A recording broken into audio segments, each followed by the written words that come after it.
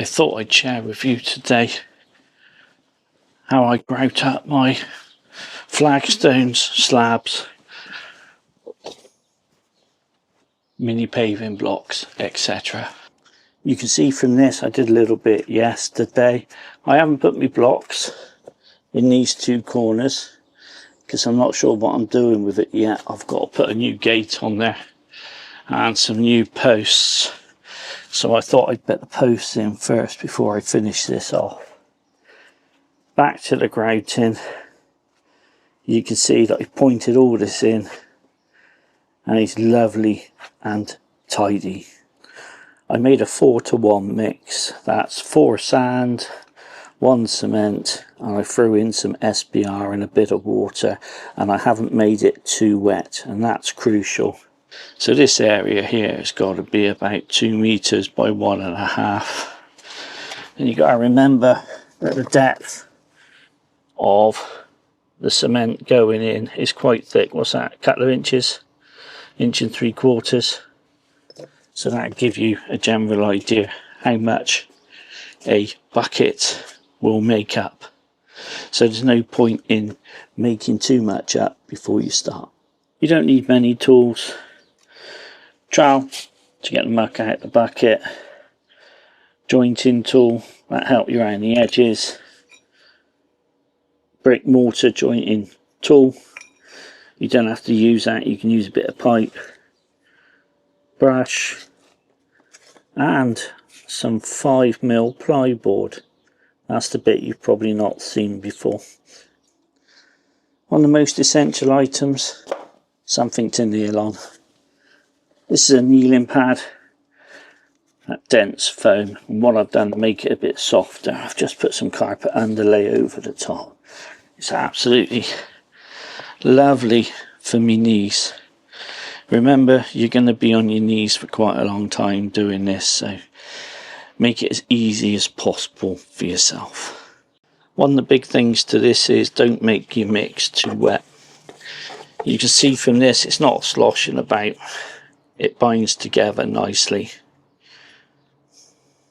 If you're unsure and you think your mix is a bit wet, so what you can do is get a piece of ply or anything you like either side, slap your mix on top, and then that way you won't get any staining on the blocks. But generally you should be fine if it's not too wet a mix. This is where this piece of ply comes in. Ram it right down in the hole.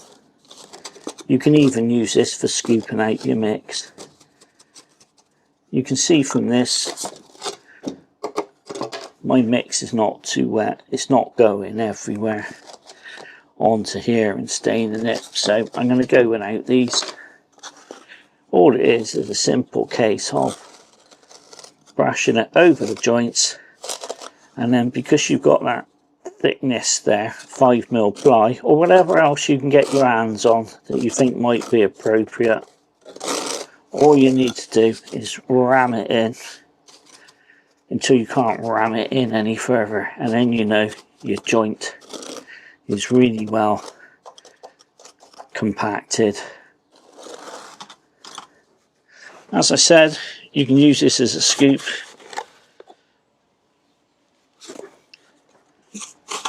Shove it into where you want it. And that's pretty much all there is to it. Just make sure that you compact it down. Remember, you're going to do this hopefully once. You don't want to come back to this in a few months' time if you haven't put enough mix in and it's all started to fall apart. I'll show you what I mean. I'll just get a little bit out with the trowel. If I just plop a bit on there, and you just move that from left to right, do that from left to right. It looks like you filled that joint, however it's not been compacted, so watch this. You know, it's going to go straight down to the bottom. That's why it's important And make sure you keep ramming it in there until you can't put any more in. When you get to any edge bits, that's where this tool comes in handy. You can really just press it in there and get into all these little nooks and crannies that you can't get anything else into there. For me, by using this little piece of ply, it works really well to push material into the joints and also to compact it down.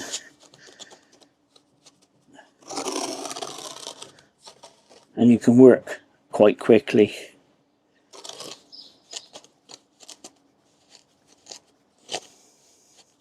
Now, I know you good people out there, you're going to do a job like this and you'll be tempted to kind of skimp on this, and you'll be tempted to go over a bit and think, oh, that's good enough. But let me tell you people, it's not. And the reason I say that is because although this is a mundane type of job, you don't want to skimp on it. You want to make sure that you're ramming this down tight.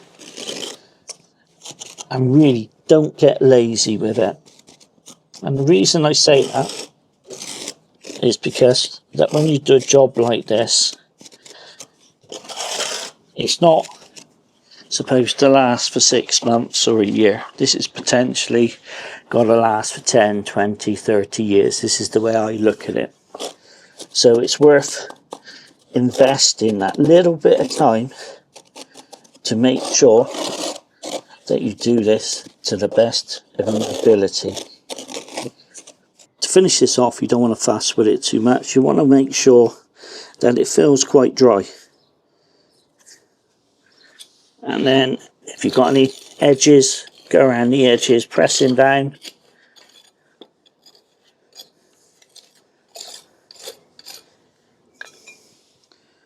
Jointing iron, just run down there and make sure that you get in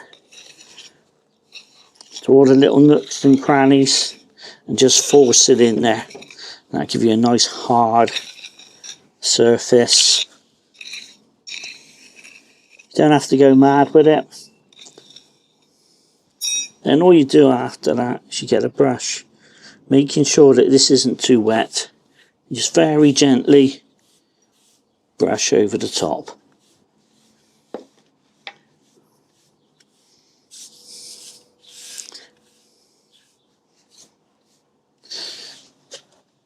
Then that little bit is done. You keep repeating that all the way along until you finish the job. So if you've not done this sort of thing before, hopefully that little bit of knowledge has given you the confidence to just get stuck in there. You've got this.